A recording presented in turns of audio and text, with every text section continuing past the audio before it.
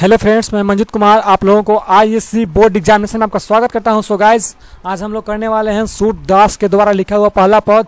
काव्यखंड में जो दो पद है, एक जो तुलसीदास के द्वारा लिखा हुआ है और एक और है पद जो जिसके लेखक हैं सूरदास। आज हम लोग वही करने वाले हैं, पद नंबर 1 जो सूरदास के द्वारा लिखा हुआ है। चलिए बिना टाइम को गंवाए हुए हम लोग आगे की तरफ बढ़ते हैं। आज हम लोग कर रहे हैं क्या, पद। ठीक है, थोड़ा सा कर्सर को मैं बढ़ा लेता हूँ, कलर यहाँ से ले लेता हूँ, रेड ले लेता हूँ। पद, पहला पद जिसके लेखक हैं सूरदास जी। क्या हैं? सूरदास जी हैं। और उनका जन्म यहाँ से एक छूट गया है, एक कट गया है। 1478 ईस्वी में हुआ था अनुमानित। और इनका जन्म स्थान है दिल्ली से नज़दीक सिही नामक एक ग्राम था, वहाँ पर हुआ था इनका जन्म। और इनके गुरु जो थे महाप्रभु वल्लभाचार्य, शिक्षा गुरु थे। कौन थे? शिक्षा गुरु महाप्रभु वल्लभाचार्य। और इनका निवास स्थान था गाय घाट। किताब में देता है गाँव घाट, लेकिन उसका मतलब होता है गाय घाट। वृंदावन में था इनका निवास स्थान, गाय घाट के वृंदावन एवं यहाँ पर ही होगा, एवं पारसोली ग्राम में रहते थे। निवास स्थान का मतलब होता है रहना। जिस स्थान पर रहते हैं उसी को हम लोग क्या बोलते हैं? निवास स्थान, जहाँ पर कोई व्यक्ति रहता है। तो ये रहते थे वहीं पर गाय घाट, वृंदावन एवं पारसोलीम ग्राम में। और एक बात है कि जो सूरदास हैं वो एक वात्सल्य कवि थे। कैसे कवि थे? वात्सल का मतलब होता है माता पिता के प्रेम को दर्शाने वाले कवि को हम लोग कहते हैं वात्सल्य कवि। माता पिता के जो प्रेम को दर्शाता है कोई, मतलब कि लेखक जो कुछ लिखे कहानी या कविता, उसमें एक माँ या पिता के जो प्रेम को दिखाते हैं उसे कहते हैं वात्सल्य। उस कवि को हम कहते हैं हम लोग वात्सल्य कवि। ठीक है। और यह शारीरिक अंग से अंधे थे। यह क्या थे? शारीरिक अंग से अंधे थे। और सूरदास एक बहुत ही अच्छा गायक भी हुआ करते थे। पहले के ज़माने में सूरदास एक बहुत ही अच्छे गायक भी थे। और इनकी कुछ प्रमुख रचना है, जैसे में सुरसागर। यहाँ पर हम लोग ज़्यादा इस पर फोकस करेंगे, ध्यान देंगे, इसको याद रखेंगे हमेशा, क्योंकि जो हमारा जो पद है जिसके लेखक कवि सूरदास जी हैं वो सुरसागर से ही लिया गया है। और सुरसागर भी वही लिखे हैं सूरदास। और इनकी एक और लेखनी है साहित्य लहरी, सुरसागर, राधा रसकेली, साहित्य लहरी, राधा रसकेली हो गया। और सुरसारावली इनके लिखनी है, इन्होंने ही लिखे हैं। और इनका जो मृत्यु जो है, इनका मृत्यु हो गया था लगभग 1583 ईस्वी में। छूट गया है, नहीं टाइप हुआ। 1583 ईस्वी में इनका जो है निधन हो गया था, यह मर गए थे। इनका मृत्यु जो है हो गया था। और जिस जगह पर हुआ था उसका नाम गंगा तट के किनारे इनका जो गंगा तट मतलब गंगे के जो किनारे जो स्थान रहता है उसको हम कहते हैं गंगा तट। और वहीं पर इनका 1583 ईस्वी में इनका देहांत हो गया था, मर गए थे सूरदास जी। और हम लोग आगे पंक्ति के ऊपर फोकस करेंगे। और आप लोग इस वीडियो को जरा से भी स्किप नहीं कीजिएगा, क्योंकि हर एक लाइन बाय लाइन हम हिंदी करने वाले हैं। तो सो गाइस, हमारे साथ आप लोग अंत तक बने रहें। हाँ, जागिए बर्जराज। जागिए का मतलब जागना, उठ जाना। एक माँ जो है, कृष्ण जी की माँ जो है, अपने पुत्र को एकदम प्यार से उठा रहे हैं। क्या? जागिए बर्जराज कुंवर, मतलब कि ब्रज के राजकुमार, ब्रज के राजा।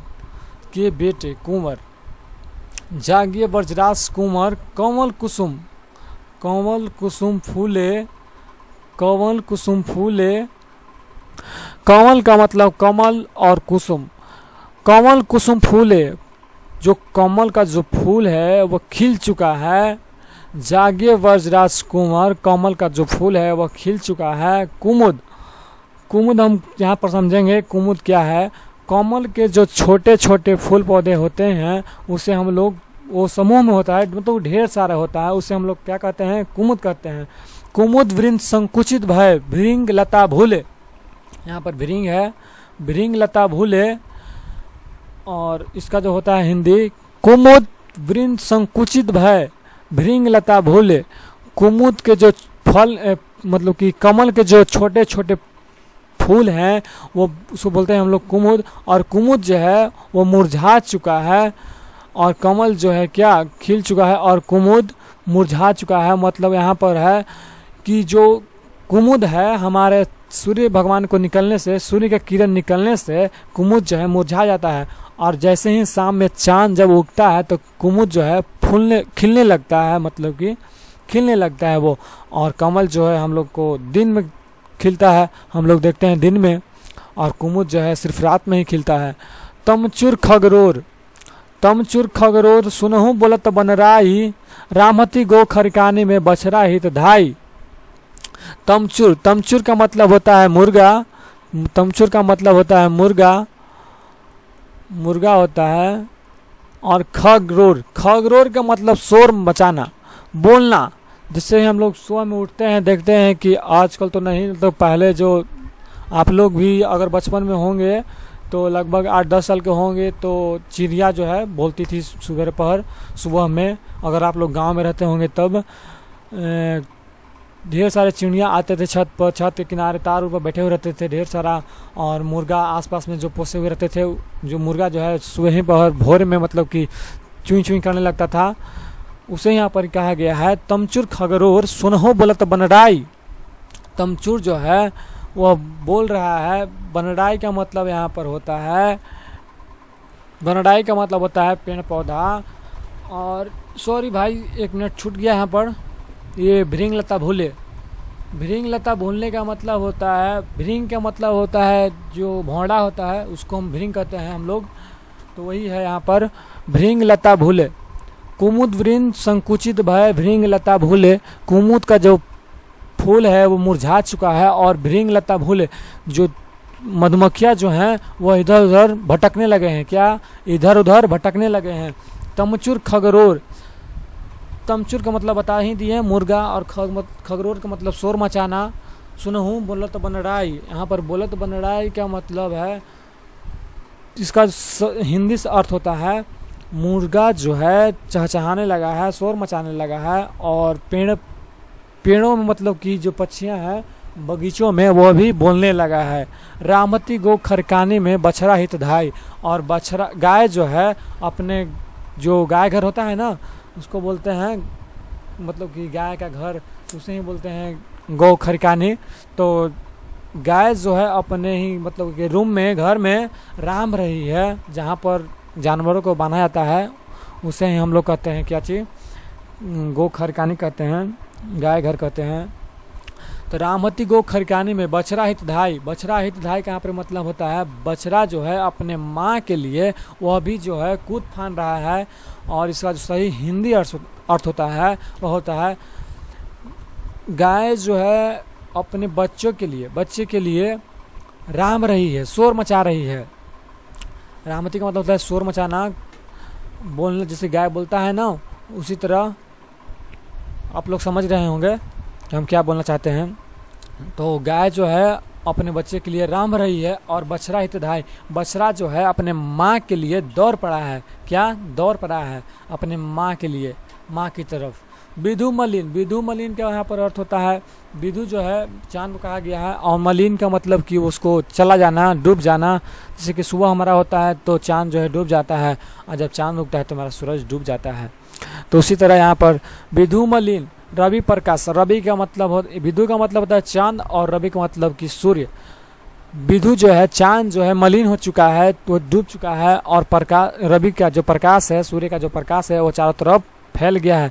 और जो गावत नर नारी, और जो नर नारी है, नर नारी हम लोग को क्या समझे, एक हम लोग जो है हम गांव में रहते हैं, हम लोग को ही नर नारी कहा गया है यहाँ पर, मतलब कि मनुष्य को, पुरुष और स्त्री को कहा गया यहाँ पर गावत नर नारी।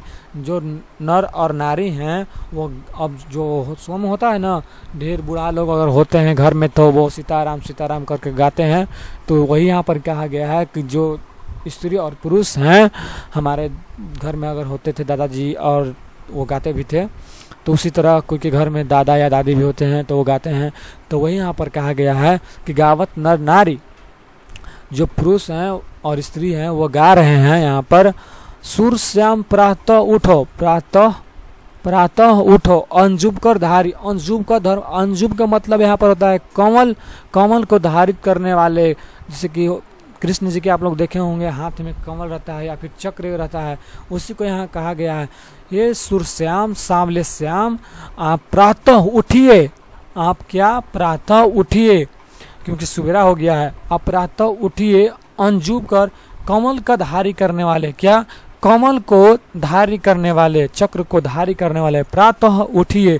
और हम लोग अब दूसरे अष्टंजा की तरफ बढ़ते हैं।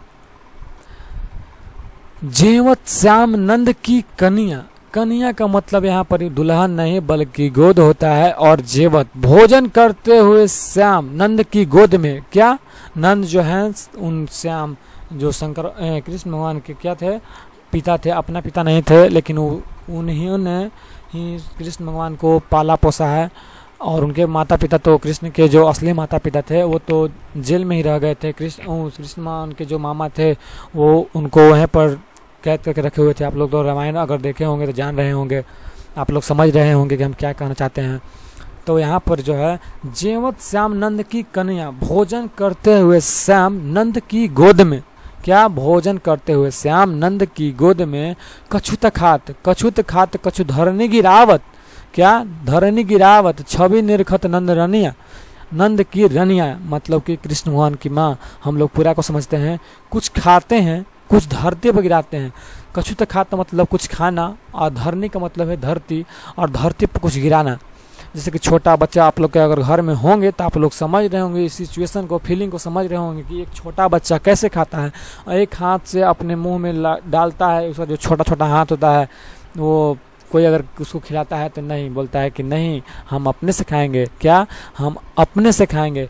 और बच्चा लालची होता है थोड़ा बहुत, मतलब किसी के साथ अगर बैठता है, दादा दादी पापा या मम्मी के साथ अगर बैठती है खाने के लिए, बैठता है खाने के लिए छोटा बच्चा बेबी, तो ऐसे ही होता है। आप लोग देखे होंगे अपने घर में, अगर होंगे किसी के पास तो, अगर किसी, हर कोई के घर में होते हैं, किसी के भाई है छोटा, कोई के भतीजा है, कोई के भगिना है, होवे करता है हर आदमी के घर में। तो वही है, कछुत खात कछु धरनी गिरावत, कुछ खाते हैं और कुछ जो है धरती पर गिरा देते हैं, ठीक है। और इस छवि को, इस दृश्य को जो देखने में जो मिल रहा है सुकून, इस छवि को निरख रही हैं, देख रही हैं नंद की रनिया, कृष्ण भगवान की माँ। तो क्या हुआ फाइनली यहाँ जो इसका हिंदी है इतना दूर का, यही होता है, कुछ खाते हैं और कुछ धरती पर गिराते हैं। और इस छवि को, इस दृश्य को देखकर नंद की रनिया जो है बहुत ही खुश होती है, क्या बहुत ही खुश होती है। बड़ी बड़ा बेसन, बड़ी बड़ा बेसन, बहुत भातनी व्यंजन विविध अंगनिया। और कृष्ण भगवान के लिए जो है यहाँ पर, कृष्ण भगवान के लिए जो यहाँ पर है उनके लिए बड़ी बड़ा बेसन, बहुत प्रकार के, अनगिनत प्रकार के उनके लिए भोजन बना है। व्यंजन अधिक, मतलब कि बहुत सारा कह सकते हैं कि बहुत सारा उनके लिए जो है भोजन बना है। डारत खात लेत, डारत खात लेत अपने कर रुचि मानत, दही दोनिया, दधी दोनिया।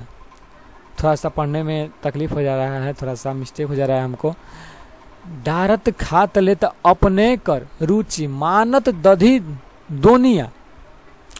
इसका जो होता है डारत मतलब कि डारना का मतलब कि ढारना होता है। जैसे कि होता है ना, कोई कहता है अपने ढार अपने पियो, वही यहाँ पर है, अपने से ढारते हैं, अपने ही से खाते हैं और अपने ही से लेकर खाते हैं। ढारत खात, अपने से ढारते हैं और अपने से खाते हैं। लेत अपने कर, वही ना हुआ, अपने से खाते हैं, अपने से लेकर, अपने से ढार कर खाते हैं।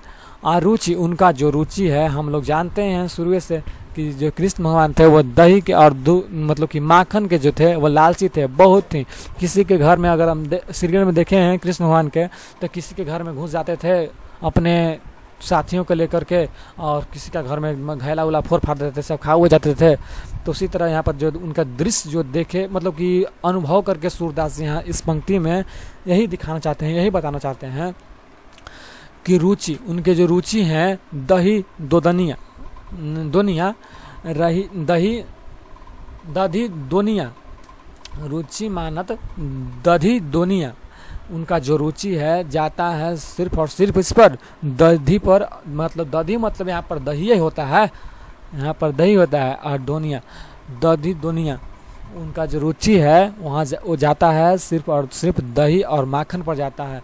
यहाँ पर देखिए आगे की तरफ, मिश्री दधी माखन, क्या मिश्री को, दधी मतलब दही को और माखन को मिश्रित करता है, ये तीनों को मिलाकर क्या करता है, मिश्रित करता है। मिश्रित करी मुख में नावत छवित कनिया धनिया, छवि धनिया,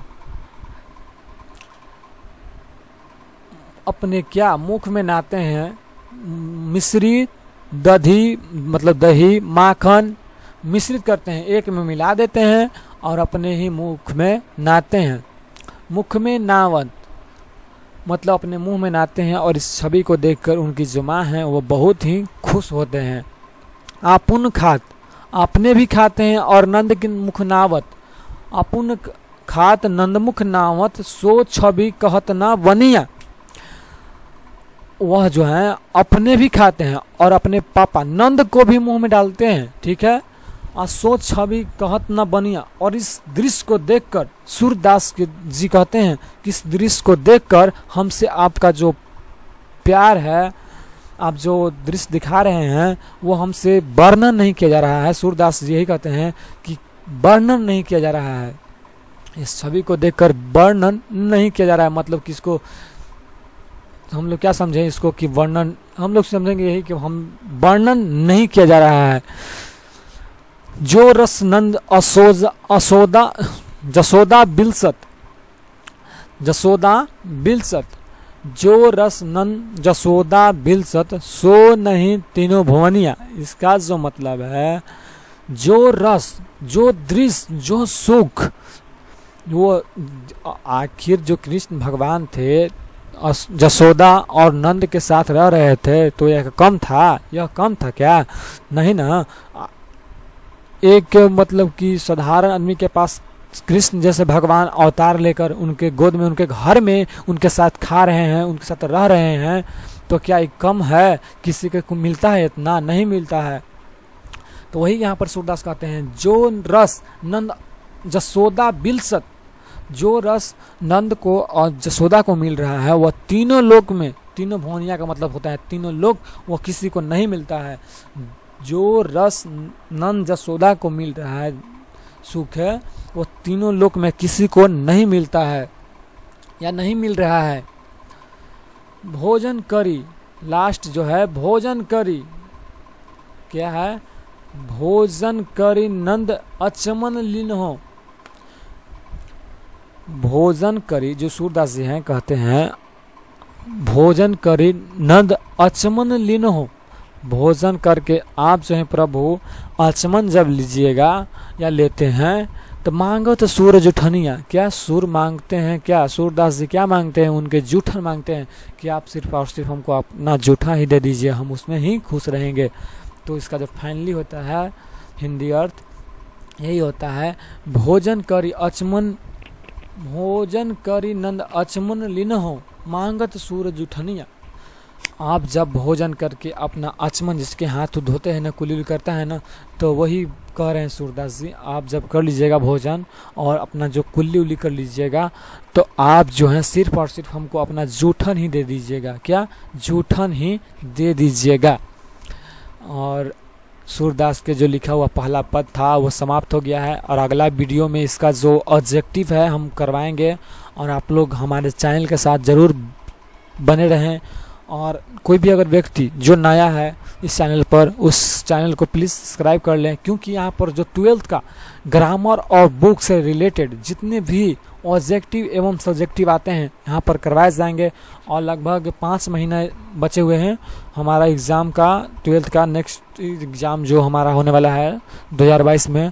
तो लगभग इसको हम बहुत जल्दी ही ख़त्म कर देंगे और 5 महीना भी टाइम है, तो उसमें हम बहुत ज़्यादा प्रैक्टिस करेंगे। लगभग इसमें 20-30 गो ऑब्जेक्टिव होगा और सब्जेक्टिव भी होगा। तो सभी एक वीडियो में ऑब्जेक्टिव और एक वीडियो में क्या सब्जेक्टिव, और सब्जेक्टिव के साथ साथ यहाँ पर ही रहेगा कि स्टेंजा 1 स्टेंजा 2 जो इसका जो हिंदी हम बोले वो हिंदी हम लिख करके, और जो हमारे व्हाट्सएप ग्रुप में नहीं जुड़े हैं वो प्लीज़ जुड़ जाइए।